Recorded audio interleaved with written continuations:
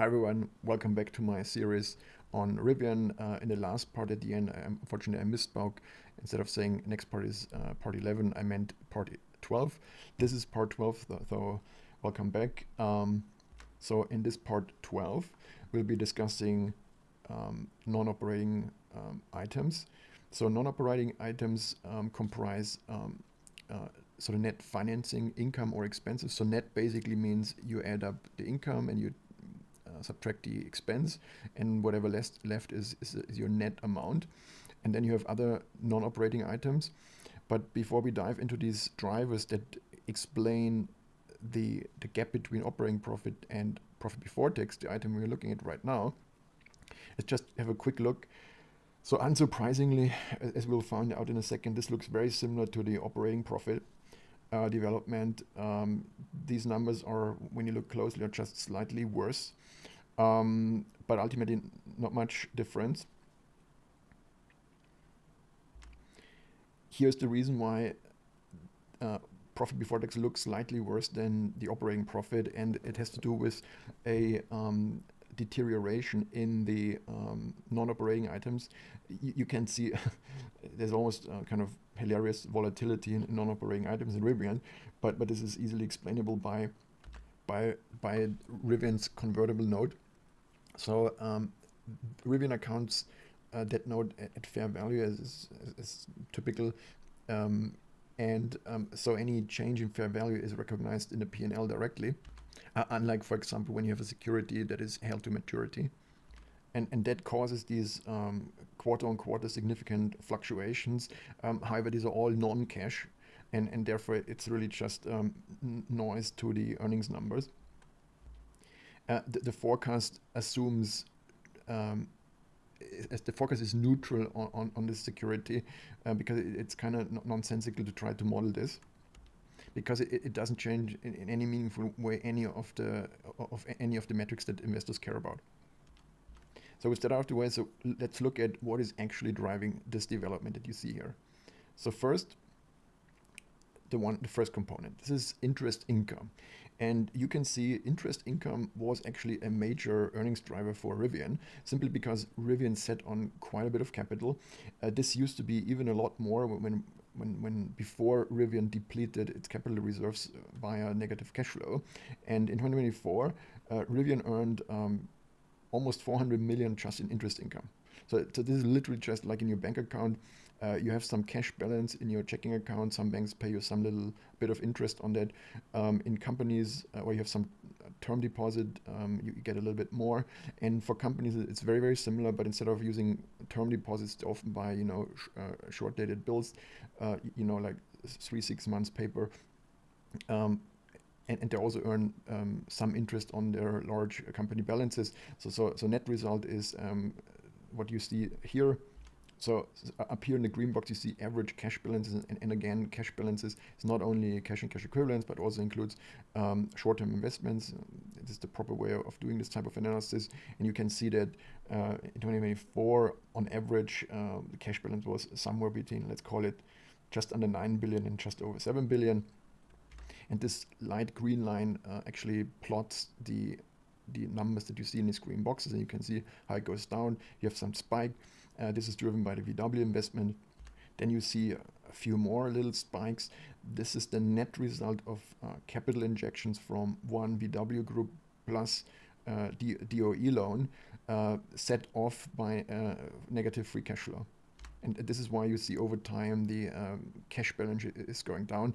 And if you remember in earlier parts of this series, we discussed that this is a major, don't want to call it mistake or shortcoming, but forecast allows, which is unrealistic, for the cash balance to drop into levels that are completely unsustainable.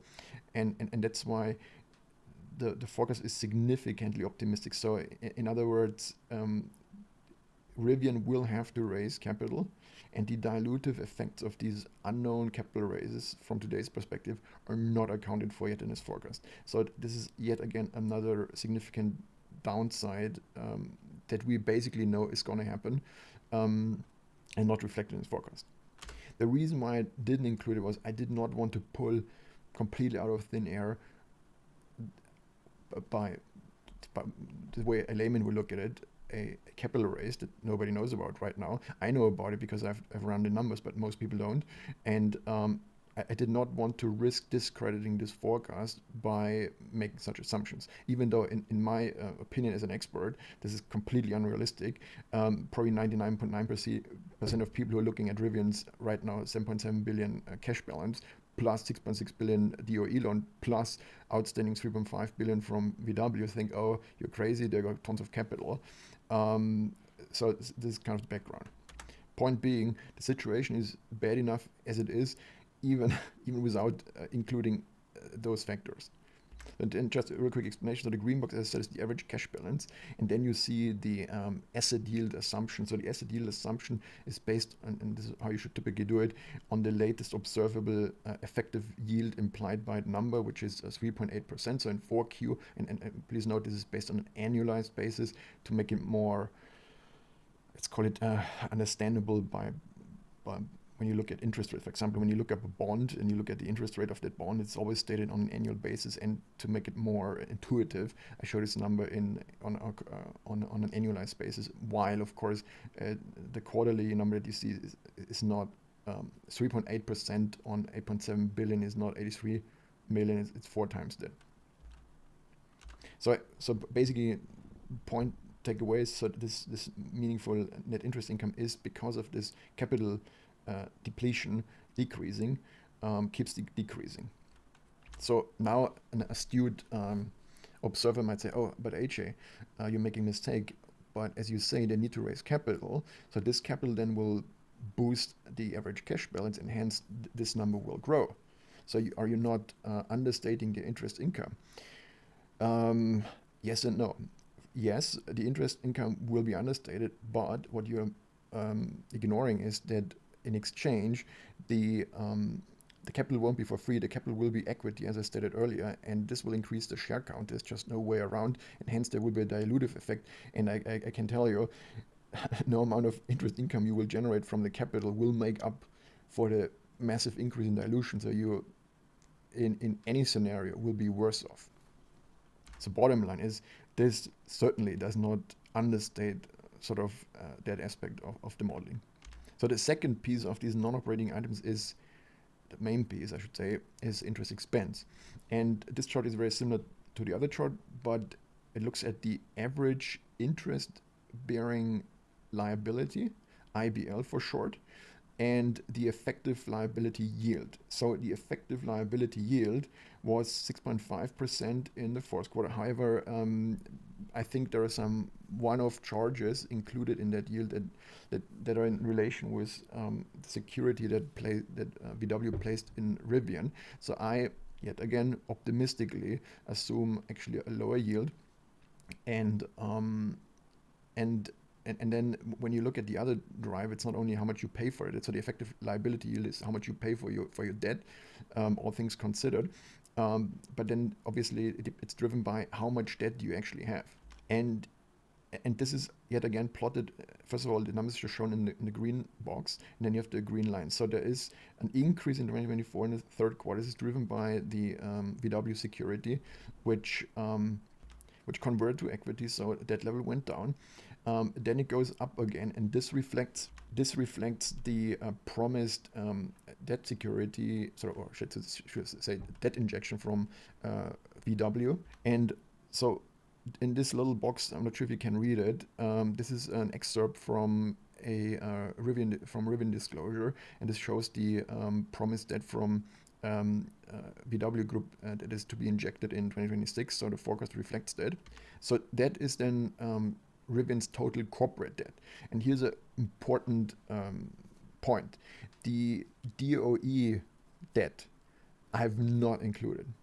I'm literally assuming there is no cost associated with this debt. Just to keep this in mind.